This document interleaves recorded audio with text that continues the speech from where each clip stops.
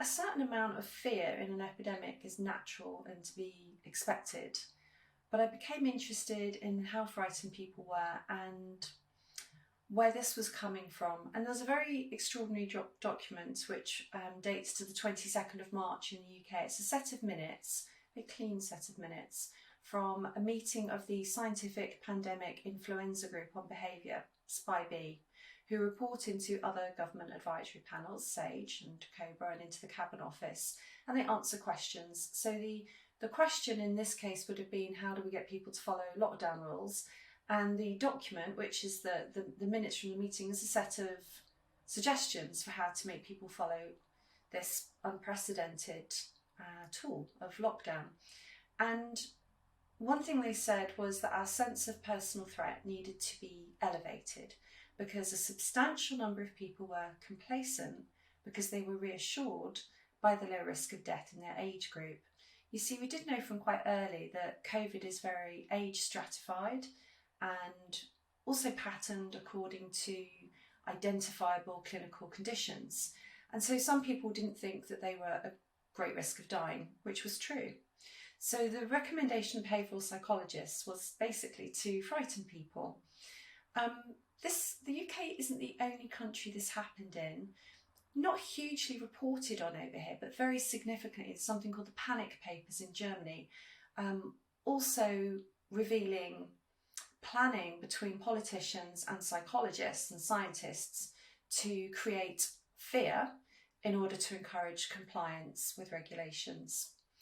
So it wasn't only happening in the UK, but my book focuses on the UK because I wanted to write it, and my publisher and I wanted to get it out quite quickly while we're in this time, while we're still in this period of history.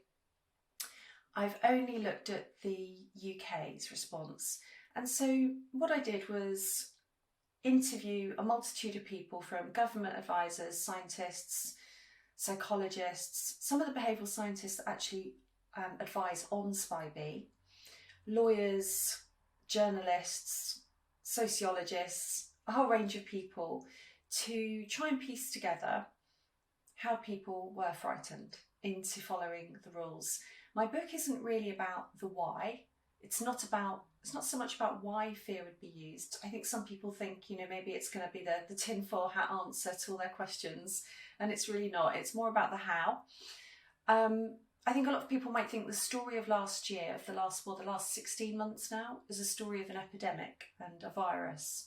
But for me, the story was fear. That's just what I tuned into and was interested in. And I think it's really important because for a government and the media to leverage fear in order to create compliance in the population, well, it's not new. This has happened before. It's not a brand new thing.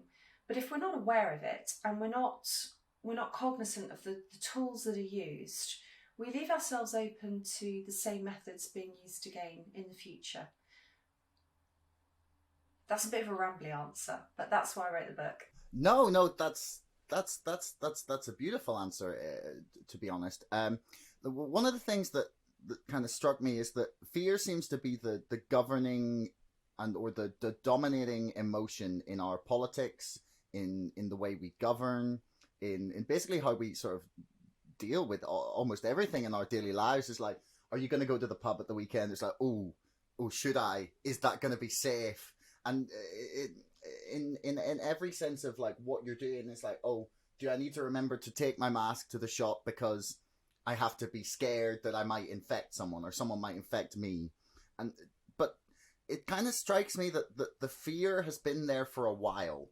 It's not like COVID isn't like, as you mentioned very astutely, that it's not something new.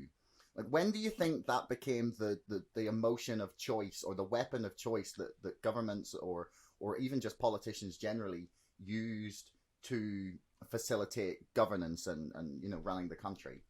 Well, in one sense, my book takes quite a narrow focus because I haven't conducted a historical analysis of the government's use of behavioural psychology, and it's not a historical analysis of the use of fear by governments, because I'm focusing very much on the UK, the behavioural psychology approach to COVID, and the book takes a period of 1 year. I think a good author to look at for answering those questions would be the sociologist Frank Furedi, who's written several books about fear. I think you are right. You know, the politics of fear is quite a current phrase now.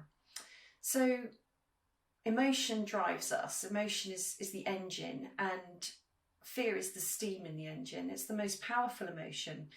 And if you are frightened, it affects how you think rationally. If how you think rationally is affected, you'll be more reliant on government messaging, so you will follow it more closely. But if that government messaging continues to reinforce what you should be frightened of, it continues to destabilise you psychologically, making you more frightened, making you more reliant on government messaging. So we end up in a kind of a doom loop. The other thing to add in there is the government appears to have been relying upon polls. I know that SPI-B look at polls, YouGov, for instance, among others.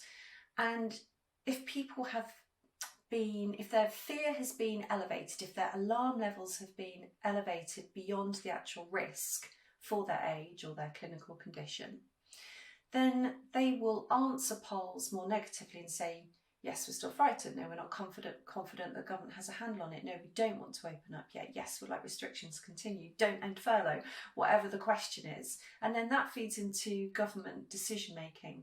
I think that in some ways public health policy has been a sick dog chasing its own tail. And I don't see this changing. There's already quite a segue between COVID and climate. One of my penny drop moments was when I interviewed SPI-B advisors. One of them talked about climate when I asked him if they'd been tasked with climbing down from the fear, how to get the country back to normal, real normal, old normal, and how to recover from this state of fear. And he seemed really surprised to be asked. And he said, well, we're not really going to go back to normal because climate's coming next. And I read a paper which came out of the University of Bath talking about this narrow window of opportunity to change habits while habits are malleable, while we have changed our lives because of COVID. So I suspect you'll see more fear messaging around other issues while we're in this window, potentially, to leverage other political agendas. I'm not saying that based on any evidence, it's just a theory, I'm just speculating, I might be wrong.